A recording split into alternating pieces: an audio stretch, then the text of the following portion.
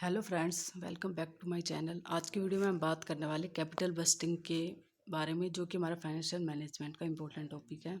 उसके बारे में बात करेंगे कि ये क्या होता है कैपिटल बस्टिंग। तो इसका मीनिंग देख लेते हैं। Capital budgeting is the process business undertakes, मतलब एक तरह का क्या है, एक तरह की प्रक्रिया होती है जिसके अंदर हम क्या करते हैं, जो भी हमारे संभावित बड़े बड़े प्रोजेक्ट्स होते हैं, फिर जो हम कंपनी को इन्वेस्टमेंट्स करनी होती है, तो उसको हम इवेलुएट करके देखते हैं। कंस्ट्रक्शन, या फिर इसके अंदर मतलब कंपनी को क्या क्या करना पड़ता है। Construction of a new plant करना है, किसी नए प्लांट को बनाना है, या फिर कोई भी बड़ी अमाउंट की इन्वेस्टमेंट अगर किसी कंपनी को करनी है किसी भी आउटसाइड वेंचर में, या are examples of projects that would require. उसके अंदर हमें उन प्रोजेक्ट्स के लिए हमें कैपिटल बस्टिंग का यूज़ करते हैं। बिफोर दे आर एक्सेप्टेड, उनको एक्सेप्ट, जो भी हमारे प्रोजेक्ट्स हैं उनको अप्रूव करने के लिए, रिजेक्ट करने से पहले हम कैपिटल बस्टिंग का यूज़ करते हैं। उसके बाद ही हम उनको अप्रूव और रिजेक्ट करते हैं प्रोजेक्ट्स को। जो हमारा कैपिटल बस्टिंग है वो कंपनी क्या करती है, प्रोस्पेक्टिव प्रोजेक्ट्स क्या क्या देखती है, कैश इनफ्लो देखती है और आउटफ्लो देखती है। जो भी हमारी प्रोजेक्ट है वो अब उसकी लाइफ टाइम में वो कितने तो कैश इनफ्लो करेगी, कितने आउटफ्लो करेगी, यानी कि कितना कैश उस प्रोजेक्ट के उससे कंपनी के अंदर आएगा और कितना जो कैश है वो उससे बाहर जाएगा कंपनी से। तो वो उसको देखती है कि कितना आएगा, मतलब ताकि वो उससे क्या डिटरमाइन करती है कि जो पोटेंशियल रिटर्न कितने मिलेगी हमें उस प्रोजेक्ट से, और जो कंपनी का सफिशिएंट टारगेट बेंचमार्क है वो उसको पूरा कर पाएगी या नहीं। जितना कि कंपनी ने सोच रखा है कि भाई इस प्रोजेक्ट से हमें इतना कैश आउटफ्लो, मतलब जितना उसने मतलब लगाया हुआ उसमें पैसा, उससे वो कितना इनफ्लो कर रही है उस प्रोजेक्ट से, उस कंपनी के अंदर कितना मतलब वो रिटर्न दे रहा है। तो उसके लिए जो कंपनी ने एक टारगेट बेंचमार्क फिक्स कर लेती है, तो उसमें हम उसको मैच करके देखते हैं कि भाई वो उसको पूरा कर पा रही है या नहीं कर पा रहा है प्रोजेक्ट। और कैपिटल बस्टिंग जो प्रोसेस है उसको हम इन्वेस्टमेंट अप्रेजल नाम से भी जानते हैं। मतलब कि इसके अंदर हम जो इन्वेस्टमेंट प्रोजेक्ट लगाने वाले हैं उसका मूल्यांकन करना है एक तरह से, तो इस नाम से भी जानते हैं, इन्वेस्टमेंट अप्रेजल के नाम से। कैपिटल बस्टिंग कंपनीज किस लिए यूज़ करती है, जो उसके बड़े बड़े प्रोजेक्ट्स है, इन्वेस्टमेंट्स जो वो करने जा रही है न्यू प्लांट या इक्विपमेंट के अंदर। The process involves analysing a projects cash inflow and outflow to determine whether the expected return meets a set benchmark. मतलब जितना उतने एक बेंचमार्क एक फिक्स कर रखा है कि उतनी रिटर्न उसको मिलेगी या नहीं मिलेगी। और जो मेथड ऑफ कैपिटल बस्टिंग है उसके अंदर क्या क्या इंक्लूड होता है, discounted cash flow, payback and throughput analysis. मतलब इसके अंदर वो क्या क्या मतलब यूज़ करके देखती है कैपिटल बस्टिंग के।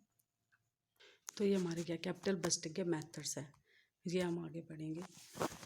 डेफिनेशन क्या है कैपिटल बस्टिंग की, आई एम पांडे ने दी है ये। कैपिटल बस्टिंग डिसीजन क्या होते हैं, एक तरह के firm decisions to invest its current funds most efficiently in the long term assets in anticipation of expected flow of benefits over a series of period years. मतलब कि कितने वो इन्वेस्टमेंट कर रही है, मतलब करंट में वो कितने फंड्स इन्वेस्ट कर रही है अच्छी तरीके से, ताकि जो फर्म है वो अच्छी तरह से इसका डिसीजन ले सके कि भाई जो लॉन्ग टर्म एसेट है प्रोजेक्ट वो लगाने वाली है उसमें वो अच्छी तरह से जो उसके करंट फंड्स हैं उनको यूज़ कर सके, और जिससे कि एक्सपेक्टेड फ्लो हो, मतलब इनफ्लो हो कैश का, या फिर बेनिफिट्स मिले उसको, जो मतलब उस प्रोजेक्ट को लगाने के बाद जो उसे मिलेंगे कुछ साल तक। तो उसको देखने के लिए यूज़ करते हैं कैपिटल बस्टिंग को। कैरेक्टरिस्टिक्स क्या क्या है, इसके लाभ क्या क्या है कैपिटल बस्टिंग डिसीजन के। इसके अंदर क्या होता है कि हम क्या कर रहे हैं, कोई प्रोजेक्ट लगाते हैं, इन्वेस्टमेंट कर रही है कंपनी कहीं पर भी, कुछ प्लांट को खरीदने में या कहीं पर भी, तो उसको क्या करना पड़ता है, एक तरह से ये हुज आउटफ्लो ऑफ फंड्स और कैपिटल है। मतलब इसके अंदर क्या होता है कि बहुत सारा पैसा लगता है कंपनी का, या फिर कैपिटल यूज़ होती है, तो इसलिए ये सोच समझ के लेना पड़ता है हमें। तो इसके लिए हम कैपिटल बस्टिंग यूज़ कर लेते हैं। There is a time gap between the investment of funds and anticipated of future return. मतलब इसके अंदर क्या होता है कि टाइम गैप होता है कुछ, जब वो इन्वेस्टमेंट कर रही है और उसको फ्यूचर में बेनिफिट्स होने, मतलब कुछ ना कुछ टाइम लगता है उससे जो भी रिटर्न जनरेट होने में, तो इसमें कुछ ना कुछ टाइम गैप रहता है।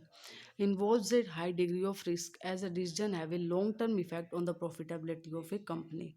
इसके अंदर क्या होता है कि बहुत ज़्यादा रिस्क भी होता है, क्योंकि इसके अंदर लॉन्ग टर्म इफेक्ट पड़ता है कंपनी की प्रॉफिटेबिलिटी, मतलब उसका लाभ जो रहे उस पर लॉन्ग टर्म इफेक्ट डालता है ये हमारा डिसीजन।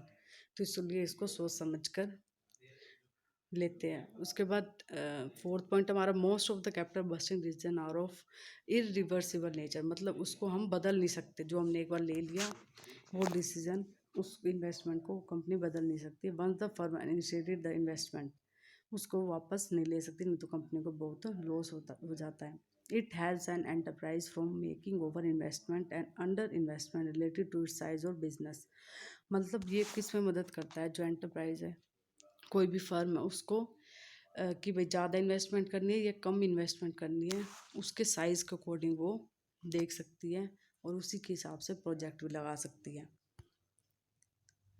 थैंक यू गाइस, आज के वीडियो हमारी यहीं तक थी। अगली वीडियो में हम कैपिटल बस्टिंग के बारे में पढ़ेंगे और जो हमारे मतलब जो फाइनेंशियल मैनेजमेंट के टॉपिक्स है और उनके बारे में पढ़ेंगे। और टेलीग्राम चैनल अगर आप लोगों को ज्वाइन करना हो पीडीएफ के लिए तो नीचे लिंक डाल दूँगा डिस्क्रिप्शन में, वहाँ से ज्वाइन कर सकते हो।